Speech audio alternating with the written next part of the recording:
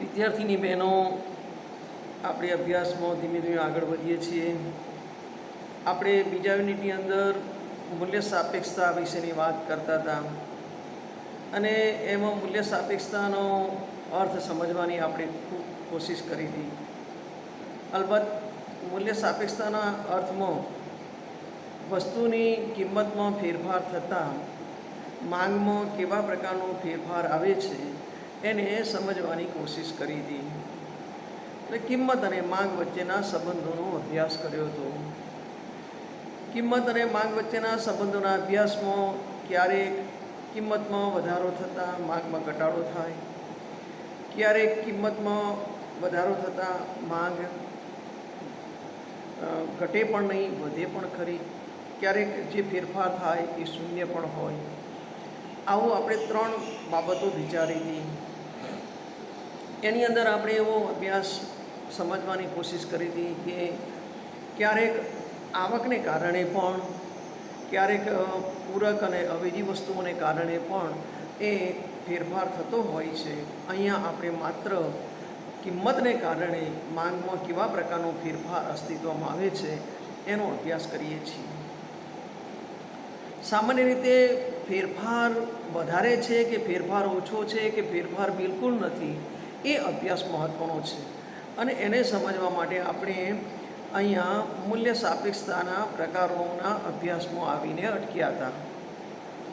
સામાન્ય રીતે માર્શલે જે વાત કરી છે તે કિંમત અને માંગ વચ્ચેના વ્યસ્ત સંબંધની વાત કરી છે. અલબત્ત આપણને અભ્યાસમાં ભણ્યા છીએ, ખ્યાલ છે, એટલે એ વસ્તુને હું વારે ઘડીએ રિપીટ કરું છું, જેથી કરીને તમે આ જે અભ્યાસ છે એની સાથે કનેક્ટ થઈ શકો, જોડાઈ શકો. કિંમત અને માંગ વચ્ચેના વ્યસ્ત સંબંધને માર્શલે જે સમજાવ્યો છે એને કારણે આપણે માંગમાં કેવા પ્રકારના ફેરફારો આવશે એ સમજવાની કોશિશ કરીએ છીએ. બંને વચ્ચે વ્યસ્ત પ્રકારનો સંબંધ છે, પણ આપણે અહીંયા માત્ર કિંમતમાં થતા ફેરફારને કારણે માંગમાં કેવા પ્રકારના ફેરફારો આવે છે એને સમજવાની કોશિશ કરીએ છીએ. આપણે ત્યાં સુધી ભણ્યા હતા કે અહીંયા ફેરફારપણું અથવા તો ફેરફારની માત્રા અથવા તો ફેરફાર કેટલો થાય છે એ બાબત મહત્ત્વની છે. કારણ કે ફેરફાર તો થાય છે, કિંમતમાં પણ ફેરફાર થાય છે, સાથે સાથે માંગમાં પણ ફેરફાર થાય છે. ફેરફાર છે, પણ એ ફેરફારની માત્રા કેટલી છે એ બાબત ખૂબ મહત્ત્વની બને છે. અને એ ફેરફારની માત્રાને સમજવા માટે આપણે અહીંયા એ કિંમત અને માંગ વચ્ચેના સંબંધમાં કેવા પ્રકારનો ફેરફાર છે સમજવા માટે મૂલ્ય સાપેક્ષતાના પ્રકારોના અભ્યાસમાં આવીને અટક્યા હતા. આપણે શરૂઆતમાં એક પ્રકાર સમજવાની કોશિશ કરી હતી, જેને આપણે મૂલ્ય અનપેક્ષ માંગ, સંપૂર્ણ શબ્દ નથી વાપરવામાં આવ્યો, આ સમજવાની કોશિશ કરજો. ક્યારેક વિદ્યાર્થી બહેનો આ ભૂલ કરી બેસે છે. અહીંયા મૂલ્ય સાપેક્ષ માંગ એવું વાત કરવામાં આવી છે, સંપૂર્ણ શબ્દ મૂકવામાં આવ્યો નથી. અને બીજું એને યાદ રાખવા માટેની અથવા તો સમજવા માટેની કોશિશ કરો તો એ એકમ કરતાં વધુ મૂલ્ય સાપેક્ષ માંગ. મૂલ્ય સાપેક્ષ માંગ એટલે એકમ કરતાં વધુ મૂલ્ય સાપેક્ષ માંગ, એવો પણ એનો અર્થ કરી શકાય. એટલે વસ્તુની કિંમતમાં થોડો ફેરફાર થાય અને તેને પરિણામે વસ્તુની માંગમાં પ્રમાણમાં વધુ ફેરફાર થાય. શબ્દ સમજજો બરાબર. વસ્તુની કિંમતમાં થોડો ફેરફાર થાય અને તેને પરિણામે વસ્તુની માંગના પ્રમાણમાં વધુ ફેરફાર થાય. માંગના પ્રમાણમાં વધુ ફેરફાર થાય એટલે કે જો વસ્તુની કિંમત થોડીક ઘટે અને પરિણામે વસ્તુની માંગમાં પ્રમાણમાં વધુ વધારો થાય, અથવા જો વસ્તુની કિંમત થોડીક વધે અને પરિણામે વસ્તુની માંગમાં પ્રમાણમાં ઓછા ફેરફારો થાય, ત્યારે તેને મૂલ્ય સાપેક્ષ માંગ કહેવામાં આવે છે. 2-3 રીતે આને સમજવાની જરૂર છે. પહેલી વસ્તુ છે, જ્યારે વસ્તુની કિંમતમાં થોડોક ફેરફાર થાય અને તેની પરિણામે વસ્તુની માંગમાં પ્રમાણમાં વધુ ફેરફાર થાય. એટલે કિંમતમાં થોડોક ફેરફાર થયો છે, ફેરફાર છે, પણ એને પરિણામે વસ્તુની માંગના પ્રમાણમાં વધુ ફેરફાર થયો છે. એટલે કિંમતના ફેરફાર કરતાં માંગનો ફેરફાર વધુ છે. બીજી વસ્તુ સમજવાની છે કે જે વસ્તુની કિંમત થોડીક ઘટે અને એને પરિણામે વસ્તુની માંગમાં પ્રમાણમાં વધુ ફેરફારો થાય. વસ્તુની કિંમત થોડીક ઘટી છે, કિંમત ઘટી છે, ઘટી એટલે ફેરફાર થયો છે એમ કહી શકીએ આપણે. પણ એ કિંમત થોડીક ઘટી અને પરિણામે વસ્તુની માંગમાં પ્રમાણમાં વધુ ફેરફારો થયા. વસ્તુની માંગમાં ફેરફાર થયા પણ એ વધુ થયા, પ્રમાણમાં વધુ ફેરફાર થયા. એટલે કિંમતના ઘટાડા કરતાં વસ્તુની માંગમાં થયેલા પ્રમાણમાં વધુ વધારો છે, વધુ ફેરફાર છે.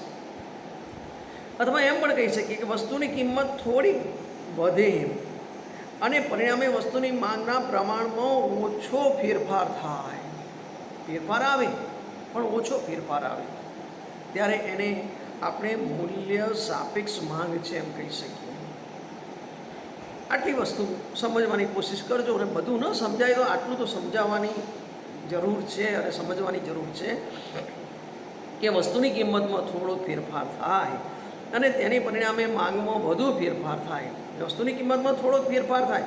ફેરફાર શબ્દ એટલા માટે મૂકવામાં આવે છે કે ફેરફારમાં વધારો પણ હોય, ફેરફારમાં ઘટાડો પણ હોય. ફેરફાર શબ્દ જે મૂકવામાં આવ્યો છે એ ફેરફાર શબ્દનો અર્થ એ કરવાનો છે કે ફેરફારમાં વધારો પણ થાય અને ફેરફારમાં ઘટાડો પણ થાય. જો વસ્તુની કિંમતમાં થોડોક ફેરફાર થાય અને તેને પરિણામે વસ્તુની માંગમાં વધુ પ્રમાણમાં ફેરફાર થાય તો એ પણ એ મૂલ્ય સાપેક્ષ માંગ છે એમ કહેવાય, અથવા તો એને એકમ કરતાં ઓછી મૂલ્ય સાપેક્ષ માંગ છે એમ કહેવાય. એટલે કે એક પરિબળમાં જેટલો ફેરફાર થાય એના કરતાં બીજા પરિબળમાં થતો ફેરફાર વધુ છે, પ્રમાણમાં ફેરફાર વધુ છે. ફેરફારમાં વધારો છે કે ફેરફારમાં ઘટાડો છે એ વસ્તુ અલગ છે, ફેરફાર છે. પણ ફેરફારને કારણે બીજા પરિબળમાં જે ફેરફાર થાય એનું પ્રમાણ વધારે હોય કાં તો એનું પ્રમાણ ઓછું હોય. પણ એ જ્યારે આ પ્રકારની પરિસ્થિતિ સર્જાય ત્યારે એને મૂલ્ય સાપેક્ષ માંગ તરીકે ઓળખવામાં આવે છે. મોટે ભાગે મહોત્સવની ચીજવસ્તુની બાબતમાં આવું બનતું હોય છે. અહીંયા આપણે આકૃતિમાં એને સમજવા માટેની કોશિશ કરી છે, સમજવા માટેનો પ્રયત્ન કર્યો છે. જે આકૃતિ છે શરૂઆતમાં એને સમજવાની કોશિશ કરજો કે મૂલ્ય સાપેક્ષ માંગ છે. કિંમતમાં થોડો ફેરફાર થયો છે પણ માંગમાં વધુ ફેરફાર થયો છે. એ પહેલી આકૃતિમાં સમજાવવાની કોશિશ કરી છે કે કિંમતમાં થોડો ફેરફાર થયો છે. પી અને P1, પી અને P1 એવી બતાવવાની કોશિશ કરી છે. Q1 અને Q એ માંગની બાબત છે. એનામાં P અને P1 એવું મૂકવામાં આવ્યું છે જે તમે સમજી શકશો. અહીંયા તમે સમજી શકશો. આ P અને P1 મૂકવામાં આવ્યું છે. આ P છે, અહીંયા P1 મૂકવામાં આવ્યું છે. ફેરફાર દર્શાવવામાં આવ્યો છે અને એ ફેરફારને આધારે તમે એ સમજી શકો છો કે કેવા પ્રકારનો ફેરફાર છે. કિંમતમાં થોડોક ફેરફાર થયો છે અને કિંમતમાં થોડોક ફેરફાર થયો હોવા છતાં માંગમાં વધુ પ્રમાણમાં ફેરફાર થયો છે, જેને તમે મૂલ્ય સાપેક્ષ માંગ તરીકે તમે ઓળખાવી શકો. એનો બીજો પ્રકાર છે મૂલ્ય અનપેક્ષ માંગ. મૂલ્ય અનપેક્ષ માંગ કોને કહેવાય અથવા તો મૂલ્ય અનપેક્ષ માંગ શું છે એને સમજવાની કોશિશ કરીએ તો જ્યારે વસ્તુની કિંમતમાં જેટલા પ્રમાણમાં ફેરફાર થાય એના કરતાં માંગમાં ઓછા ફેરફારો થાય. વસ્તુની કિંમતમાં જેટલા પ્રમાણમાં ફેરફાર થાય એના કરતાં માંગમાં ઓછા ફેરફારો થાય. એટલે કે વસ્તુની કિંમતના ફેરફારો માંગ પર અત્યંત ઓછી અસર કરે અથવા તો અત્યંત ઓછી અસર થાય ત્યારે તેને મૂલ્ય અનપેક્ષ માંગ કહેવામાં આવે છે. ફરી બોલું છું. જ્યારે વસ્તુની કિંમતમાં જેટલા પ્રમાણમાં ફેરફાર થાય તેના કરતાં માંગમાં ઓછા ફેરફારો થાય એટલે કે વસ્તુની કિંમતના ફેરફારો માંગના પ્રમાણ ઉપર ઓછી અસર કરે અથવા તો માંગના પ્રમાણ ઉપર બિલકુલ નહિવત અસર કરે ત્યારે એને મૂલ્ય અનપેક્ષ માંગ છે એમ કહેવાય. સામાન્ય રીતે વસ્તુની કિંમતમાં વધારો, વસ્તુની માંગ બહુ ઓછી જ ઘટે અથવા તો વસ્તુના કિંમતમાં ઘટાડો, વસ્તુની માંગમાં ખૂબ ઓછો વધારો થાય આવી પરિસ્થિતિ છે. એટલે વસ્તુની કિંમતમાં ઘટાડો થાય, પરંતુ વસ્તુની માંગમાં બહુ થોડો જ વધારો થાય. વસ્તુની કિંમતમાં ઘટાડો થાય પણ વસ્તુની માંગમાં બહુ થોડો જ વધારો થાય, ફેરફાર થાય પણ ઓછો. અને આ બાબતને આપણે મૂલ્ય અનપેક્ષ માંગ તરીકે ઓળખાવીએ છીએ. એટલે આ જે છે એ એક કરતાં જે માંગ છે, માંગ એ એક કરતાં વધારે જ કે ઓછી એમ બતાવવાનો જે પ્રયત્ન કર્યો છે, એમાં માંગ પ્રમાણ કેવું જળવાઈ રહે છે. મૂલ્ય અનપેક્ષ માંગમાં માંગનું પ્રમાણ કેવું જળવાઈ રહે છે. કિંમતમાં વધારો થાય પણ કિંમતમાં વધારો થવાને કારણે માંગના પ્રમાણમાં જે ફેરફાર થાય એ બહુ ઓછો હોય. એટલે કિંમતનો ફેરફાર અહીંયા માંગના ઉપર ખાસ અસર પાડી શકતો નથી, ખૂબ ઓછી અસર પાડે છે. એટલે એને સૂત્ર પ્રમાણે પણ મૂકવા માટેનો પ્રયાસ કર્યો છે કે n is less than 1, n is less than 1. અને એકમ કરતાં ઓછી મૂલ્ય સાપેક્ષ માંગ કહેવાય. એકમ કરતાં ઓછી મૂલ્ય સાપેક્ષ માંગ. મૂલ્ય સાપેક્ષ માંગમાં એકમ કરતાં વધુ મૂલ્ય સાપેક્ષ માંગ. મૂલ્ય અનપેક્ષમાં એકમ કરતાં ઓછી મૂલ્ય સાપેક્ષ માંગ કહેવાય. એકમ કરતાં ઓછી મૂલ્ય સાપેક્ષ માંગ અથવા તો મૂલ્ય અનપેક્ષ માંગ, જેમાં કિંમતના ફેરફાર કરતાં માંગના પ્રમાણમાં થતો ફેરફાર ખૂબ ઓછો હોય. એને પણ આકૃતિ દ્વારા સમજવાની કોશિશ કરીએ તો એ મૂલ્ય અનપેક્ષ માંગ દર્શાવવામાં આવી છે, જેમાં જો Q અને Q1 અને Q કિંમતમાં જે ફેરફાર છે P અને P1, એ જે ફેરફાર છે એ ઘણો બધો છે પણ માંગનો ફેરફાર બિલકુલ ઓછો છે. એટલે કિંમતના ફેરફારનો વ્યાપ મોટો છે, વધારે છે, જ્યારે માંગના ફેરફારનો વ્યાપ ખૂબ ઓછો છે. એટલે કિંમતના ફેરફારની માંગ ઉપર ખૂબ ઓછી અસર થાય અથવા તો કિંમતના ફેરફારની માંગ ઉપર નબજી એવી અસર થાય ત્યારે એને મૂલ્ય અનપેક્ષ માંગ અથવા તો એકમ કરતાં ઓછી મૂલ્ય સાપેક્ષ માંગ તરીકે ઓળખવામાં આવે છે. બંને વસ્તુ વિરુદ્ધની સ્થિતિમાં છે પણ સમજવાની કોશિશ કરશો તો બહુ સરળતાથી આને સમજી શકશો અને યાદ પણ રાખી શકશો કે મૂલ્ય સાપેક્ષ માંગ એટલે એકમ કરતાં વધારે. એકમ કરતાં વધારે એટલે શું કે કિંમતમાં વધારો થાય, કિંમતમાં ફેરફાર થાય, એના કરતાં માંગમાં જે ફેરફાર થાય એ વધુ પ્રમાણમાં હોય તો એ એકમ કરતાં વધુ છે એમ કહેવાય, જેને તમે મૂલ્ય સાપેક્ષ માંગ તરીકે ઓળખાવો છો. એકમ કરતાં વધુ મૂલ્ય સાપેક્ષ માંગ એટલે કિંમતના ફેરફાર કરતાં માંગનો ફેરફાર વધુ પ્રમાણમાં હોય, આટલું યાદ રાખવાનું. બીજી બાબત છે જેને આપણે મૂલ્ય અનપેક્ષ માંગ તરીકે ઓળખીએ છીએ, એટલે કે ઓછી એકમ કરતાં ઓછી માંગ, એકમ કરતાં ઓછી માંગ. એટલે n ઇઝ લેસ ધેન 1 એવું મૂકવામાં આવ્યું છે, 1 ગ્રેટર. મૂલ્ય અનપેક્ષ માંગમાં કિંમતમાં જેટલો ફેરફાર થાય એના કરતાં માંગમાં ફેરફાર નજીવો હોય અથવા સાધારણ હોય અથવા ખૂબ ઓછો હોય. ફેરફાર બંનેમાં છે. મૂલ્ય અનપેક્ષ માંગમાં પણ ફેરફાર છે, મૂલ્ય સાપેક્ષ માંગમાં પણ ફેરફાર છે, પણ ફેરફારના પ્રમાણમાં ફેરફાર છે. અને ફેરફારના પ્રમાણમાં ફેરફાર છે એને સમજવાનું છે. જેમ કે મૂલ્ય સાપેક્ષ માંગની અંદર એકમ કરતાં વધુ મૂલ્ય સાપેક્ષ માંગ એમ કહેવામાં આવે છે. એનો અર્થ એ થયો કે કિંમતમાં જેટલો ફેરફાર થાય એના કરતાં માંગમાં થયેલો ફેરફાર વધુ છે. એ જ પ્રમાણે મૂલ્ય અનપેક્ષ માંગ, મૂલ્ય અનપેક્ષ માંગમાં પણ એવું છે કે કિંમતમાં જેટલો ફેરફાર થાય એના કરતાં માંગના પ્રમાણમાં થયેલો ફેરફાર ઓછો છે. માંગના પ્રમાણમાં થયેલો ફેરફાર ઓછો છે. એટલે માંગના પ્રમાણમાં થયેલો ફેરફાર ઓછો છે એટલે અહીંયા ફેરફાર તો છે પણ એના પ્રમાણમાં ફેરફાર છે. એને પ્રમાણમાં ફેરફાર છે એને સમજવાનું છે. એટલે મૂલ્ય અનપેક્ષ માંગ એને કહેવાય કે કિંમતમાં જેટલો ફેરફાર થયો હોય એના કરતાં માંગના પ્રમાણમાં થયેલો ફેરફાર ઓછો હોય તો એને તમે મૂલ્ય અનપેક્ષ માંગ તરીકે ઓળખાવી શકો. બે વસ્તુ સમજવાની બરાબર જરૂર છે અને આ બંને વસ્તુ સમજો તો મૂલ્ય સાપેક્ષ માંગ, મૂલ્ય અનપેક્ષ માંગ, મૂલ્ય સાપેક્ષ માંગ એકમ કરતાં વધુ છે, મૂલ્ય અનપેક્ષ માંગ એકમ કરતાં ઓછી છે. આ વસ્તુને સમજવાની કોશિશ કરજો. મૂલ્ય સાપેક્ષતાના પ્રકારોમાં આપણે ત્રીજો પ્રકાર ભણવાનો છે, ત્રીજા પ્રકારનો અભ્યાસ કરવાનો છે. ત્રીજા પ્રકારના અભ્યાસનું નામ છે એકમ મૂલ્ય સાપેક્ષ માંગ. એકમ મૂલ્ય સાપેક્ષ માંગમાં જેટલા પ્રમાણમાં કિંમતમાં ફેરફાર થાય એટલા જ પ્રમાણમાં વસ્તુની માંગમાં ફેરફાર થાય ત્યારે એકમ મૂલ્ય સાપેક્ષ માંગ છે એમ કહેવાય. સમજવામાં થોડીક કાળજી રાખશો તો બહુ સરસ રીતે આને યાદ રાખી શકશો ને સમજી શકશો. જેટલા પ્રમાણમાં કિંમતમાં ફેરફાર થાય એટલા જ પ્રમાણમાં વસ્તુની માંગમાં ફેરફાર થાય છે. એટલે ફેરફાર સરખો છે. એટલે 10/10 બરાબર 1 એટલે એને એકમ મૂલ્ય સાપેક્ષ માંગ એમ કહ્યું છે. 10/10 બરાબર 1.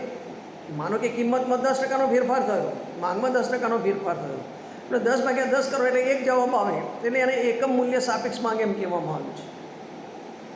જેટલા પ્રમાણમાં કિંમતમાં ફેરફાર થાય ટકાવારીની દૃષ્ટિએ એટલા જ પ્રમાણમાં જો માંગમાં ફેરફાર થાય તો એને એકમ મૂલ્ય સાપેક્ષ માંગ તરીકે ઓળખવામાં આવે છે. જો 3 પ્રકાર ભણીએ ને 3 પ્રકારનો તફાવત અને ભેદ બરાબર સમજવાની જરૂર છે. શરૂઆતમાં આપણે ભણ્યા મૂલ્ય સાપેક્ષ માંગ, જેમાં કિંમતમાં થતા ફેરફાર કરતાં માંગમાં થતો ફેરફાર પ્રમાણમાં વધુ છે. આટલું યાદ રાખજો. ફેરફાર છે પણ ફેરફારના પ્રમાણમાં ફેરફાર છે, ફેરફારની માત્રામાં ફેરફાર છે. કિંમતમાં પણ ફેરફાર થયો છે, માંગમાં પણ ફેરફાર થયો છે, પણ કિંમતમાં જેટલો ફેરફાર થયો હોય એના કરતાં માંગના પ્રમાણમાં ફેરફાર વધુ હોય તો એ મૂલ્ય સાપેક્ષ માંગ એકમ કરતાં વધુ મૂલ્ય સાપેક્ષ માંગ એમ ઓળખવામાં આવે છે. મૂલ્ય અનપેક્ષ માંગ એટલે કિંમતમાં જેટલો ફેરફાર થયો હોય એના કરતાં માંગમાં જે ફેરફાર થયો હોય એ ઓછો હોય, એટલે માંગના પ્રમાણમાં ફેરફાર ઓછો, કિંમતના ફેરફાર કરતાં માંગના પ્રમાણમાં ફેરફાર ઓછો એ મૂલ્ય અનપેક્ષ માંગ. અને એ મૂલ્ય અનપેક્ષ માંગને આપણે આકૃતિ દ્વારા પણ બતાવવા માટેનો પ્રયાસ કર્યો છે કે જેટલા પ્રમાણમાં કિંમતમાં ફેરફાર થાય છે એના કરતાં માંગના પ્રમાણમાં થયેલો ફેરફાર ઓછો છે. એટલે કિંમતનો ફેરફારનો વ્યાપ જો તમે તો મોટો છે, જ્યારે માંગના પ્રમાણનો વ્યાપ જે છે એ ઓછો છે. ત્રીજી બાબત જે મૂલ્ય સાપેક્ષતાના પ્રકારમાં છે, મહત્ત્વની છે, એકમ મૂલ્ય સાપેક્ષ માંગ. એટલે જેટલા પ્રમાણમાં કિંમતમાં ફેરફાર થાય એટલા જ પ્રમાણમાં માંગમાં ફેરફાર થાય તો એને એકમ મૂલ્ય સાપેક્ષ માંગ કહેવાય. અને એકમ મૂલ્ય સાપેક્ષ માંગમાં વધારે સમજવા માટે આ ટકાવારીનું ઉદાહરણ બહુ સરસ છે કે કોઈ પણ વસ્તુની કિંમતમાં 10% ફેરફાર થાય તો એની માંગમાં 10% ફેરફાર થાય એટલે 10/10 કરો એટલે 1 આવે, એટલે એને એકમ મૂલ્ય સાપેક્ષ માંગ કહેવાય. અહીંયા ફેરફાર થયો છે પણ ફેરફારનું પ્રમાણ સરખું છે, અને ફેરફારનું પ્રમાણ સરખું હોવાને કારણે એને એકમ મૂલ્ય સાપેક્ષ માંગ તરીકે ઓળખવામાં આવે છે. ચોથો પ્રકાર છે સંપૂર્ણ મૂલ્ય સાપેક્ષ માંગ. આ બરાબર સમજવાની કોશિશ કરજો. અહીંયા મૂલ્ય સાપેક્ષ માંગની આગળ સંપૂર્ણ શબ્દ મૂકવામાં આવ્યો છે, અને એવો ચોથો પ્રકાર મૂકવામાં આવ્યો છે કે સંપૂર્ણ મૂલ્ય સાપેક્ષ માંગ છે.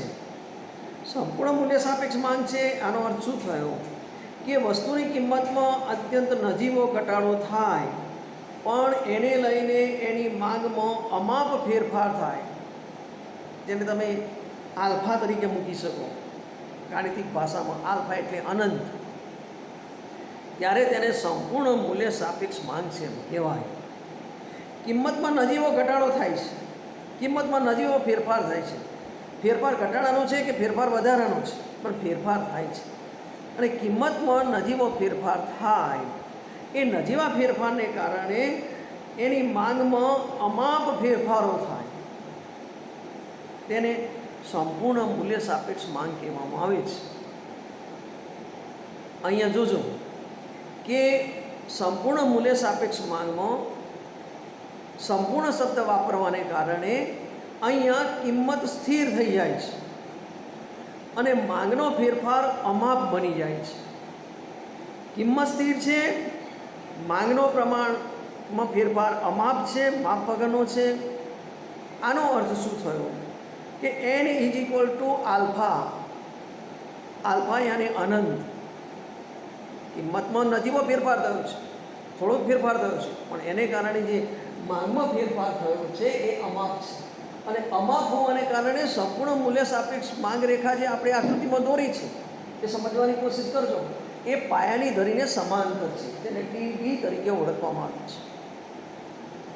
આનો અર્થ શું થયો કે કિંમતમાં કોઈ પણ પ્રકારનો ફેરફાર થતો નથી, અથવા તો નજીવો ફેરફાર થાય છે, અથવા તો સાધારણ ફેરફાર થાય છે એમ આપણે પણ સમજીએ, અથવા તો અત્યંત નજીવો જ ફેરફાર થાય છે, અથવા તો બિલકુલ ફેરફાર થતો નથી એવું આકૃતિમાં બતાવવાનો પ્રયાસ કર્યો છે. અને એ લીધું છે કે એ ઓડી તમે જુઓ ત્યાં લંબ ધરી ઉપર કિંમત છે, પાયાની ધરી ઉપર માંગ છે. એ રીતે આપણે આ બધી આકૃતિઓને સમજવાની કોશિશ કરીએ છીએ. અહીંયા સંપૂર્ણ મૂલ્ય સાપેક્ષ માંગ રેખા એ પાયાની ધરીને સમાંતર છે. પાયાની ધરીને સમાંતર છે એનો અર્થ શું થયો કે કિંમત ફિક્સ છે અને માંગ અસ્થિર છે. કિંમત સ્થિર છે, માંગ અસ્થિર છે, એ બતાવવાની જે વાત છે એ બતાવવા માટે તમારે પાયાની ધરીને સમાંતર જ માંગ રેખા દોરવી પડે.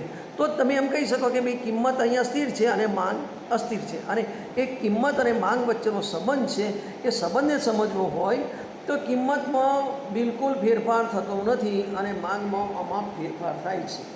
એટલે આનો અર્થ શું થયો કે પાયાની ધરીને સમાંતર તમે દોરો તો જ આ શક્ય બને.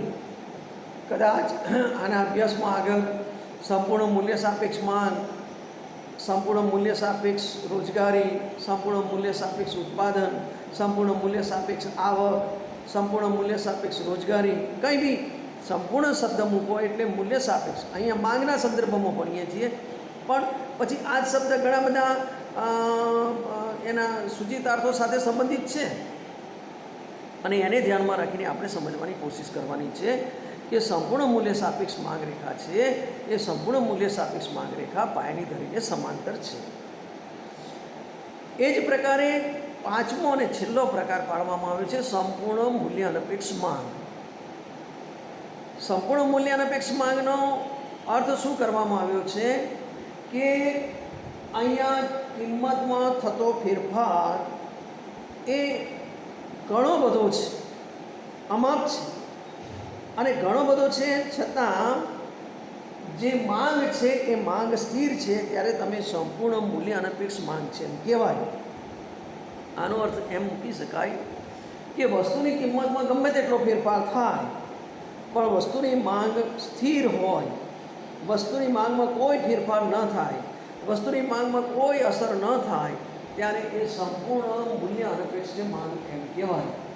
કિંમતનો ફેરફાર ગમે તેટલો દર્શાવાયો છે પણ માંગ સ્થિર દર્શાવાય છે. ઓડી માંગ સ્થિર છે અને ઓડી માંગ સ્થિર હોવાને કારણે કિંમતમાં ગમે એટલો ફેરફાર થાય છતાં એ માંગ સ્થિર રહે છે. સામાન્ય રીતે આવું ક્યાં બનતું હોય છે અને કેવી રીતે બનતું હોય છે એ તમે જો વ્યવહારિક ઉદાહરણ દ્વારા સમજવાનો પ્રયાસ કરશો તો બહુ સરસ એનો જવાબ મળી રહેશે કે કિંમતમાં ગમે તેટલો ફેરફાર થાય તો પણ માંગ સ્થિર હોય. તો દાખલા તરીકે મીઠું છે, દીવાસળી છે, જે જીવન જરૂરી ચીજ વસ્તુઓ છે અને નાની નાની વસ્તુઓ છે અને બહુ ઓછી કિંમતે આપણને પ્રાપ્ત થાય છે, જીવન જરૂરી વસ્તુઓ છે.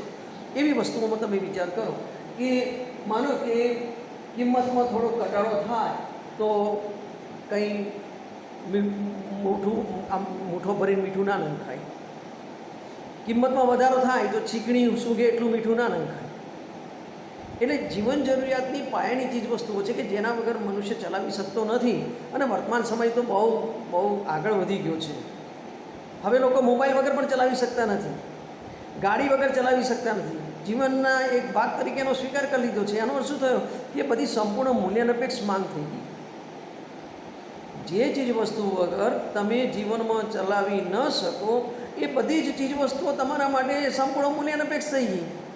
એની કિંમતમાં ગમે તેટલો ફેરફાર થાય પણ તમારી માંગ સ્થિર રહે છે, કારણ કે તમે એ ચીજ વસ્તુને તમારા જીવનનો એક ભાગ બનાવી દીધો છે. એના સિવાય તમે ચલાવી શકતા નથી, માટે એને સંપૂર્ણ મૂલ્યાનપેક્ષ માંગ કહેવામાં આવે છે. અને એને કારણે એ લંબ ધરીને સમાંતર દોરવામાં આવી છે. અને લંબ ધરીને સમાંતર દોરેલી રેખા જે છે એ ઓડી એ સ્થિર માંગ બતાવે છે અને કિંમતમાં ગમે એટલો ફેરફાર બનાવે છે. એટલે જેમ સંપૂર્ણ મૂલ્ય સાપેક્ષ માંગ એમાં કિંમત સ્થિર છે, માંગમાં ગમે એટલો ફેરફાર થાય છે, એમ સંપૂર્ણ મૂલ્ય અનપેક્ષ માંગમાં કિંમતમાં ગમે તેટલો ફેરફાર થાય છે પણ માંગ સ્થિર છે. એટલે સંપૂર્ણ મૂલ્ય અનપેક્ષમાં માંગ સ્થિર છે, કિંમત અસ્થિર છે. સંપૂર્ણ મૂલ્ય સાપેક્ષ માંગમાં કિંમત સ્થિર છે અને માંગ અસ્થિર છે. આટલી વસ્તુ યાદ રાખવાની છે. આમ આપણે અત્યારે અહીંયા મૂલ્ય સાપેક્ષતાના 5 પ્રકારનો અભ્યાસ કર્યો, પરંતુ વાસ્તવમાં કોઈ પણ વસ્તુની માંગ મૂલ્ય સાપેક્ષ કે મૂલ્ય અનપેક્ષ જ હોય છે. આ બે શબ્દો પણ સાપેક્ષ જ છે. આ બે શબ્દો પણ સાપેક્ષ જ છે. કોઈ પણ ચીજ વસ્તુની માંગ જે છે એ મૂલ્ય સાપેક્ષ કે મૂલ્ય અનપેક્ષ જ હોય છે. એટલે એકમ કરતાં વધારે કે એકમ કરતાં ઓછી જ હોય છે. જોકે આ શબ્દો પણ સાપેક્ષ છે. સાપેક્ષ છે એટલે ફેરફારક્ષમ છે, ફેરફારક્ષમ છે, તુલનાત્મક છે. પણ સંપૂર્ણ મૂલ્ય સાપેક્ષ કે મૂલ્ય અનપેક્ષ વ્યવહારમાં આવી ચીજ વસ્તુઓ ખૂબ ઓછી જોવા મળે છે. કોઈ પણ વસ્તુની માંગ વ્યવહારમાં સામાન્ય રીતે સંપૂર્ણ મૂલ્ય સાપેક્ષ કે સંપૂર્ણ મૂલ્ય અનપેક્ષ હોતી નથી. આ કોઈ પણ વસ્તુની માંગની મૂલ્ય સાપેક્ષતા આ બંનેની વચ્ચે હોય છે. એટલે એકમ કરતાં વધારે ને એકમ કરતાં ઓછી. પણ આ જે શબ્દો છે એ સાપેક્ષ છે એટલા માટે કહેવામાં આવે છે કે એ બેની વચ્ચે પણ હોઈ શકે. એટલે અત્યાર સુધી આપણે મૂલ્ય સાપેક્ષતાના જે 5 પ્રકારો ભણ્યા, એમાં સૈદ્ધાંતિક શક્યતાઓ જે છે એ સૈદ્ધાંતિક શક્યતાઓને ધ્યાનમાં રાખીને 5 પ્રકારો પાડવામાં આવ્યા છે. વ્યવહારમાં મૂલ્ય સાપેક્ષ કે મૂલ્ય અનપેક્ષ માંગ હોઈ શકે, સંપૂર્ણ મૂલ્ય સાપેક્ષ કે સંપૂર્ણ મૂલ્ય અનપેક્ષ માંગ હોઈ શકે નહીં. સૈદ્ધાંતિક રીતે એનો અભ્યાસ જરૂરી છે, એટલા માટે આપણે એને અભ્યાસમાં મૂક્યું છે. વાસ્તવમાં સંપૂર્ણ મૂલ્ય સાપેક્ષ માંગ કે સંપૂર્ણ મૂલ્ય અનપેક્ષ માંગ વ્યવહારમાં સંભવિત હોતી નથી. ખાસ એ વસ્તુ યાદ રાખવાની છે કે અહીંયા કોઈ પણ વસ્તુની માંગ મૂલ્ય સાપેક્ષ છે તેનો અર્થ એ કે તે વસ્તુની માંગ સાપેક્ષ રીતે વધુ મૂલ્ય સાપેક્ષ છે. અને એ જ રીતે જ્યારે આપણે એમ કહીએ છીએ કે વસ્તુની માંગ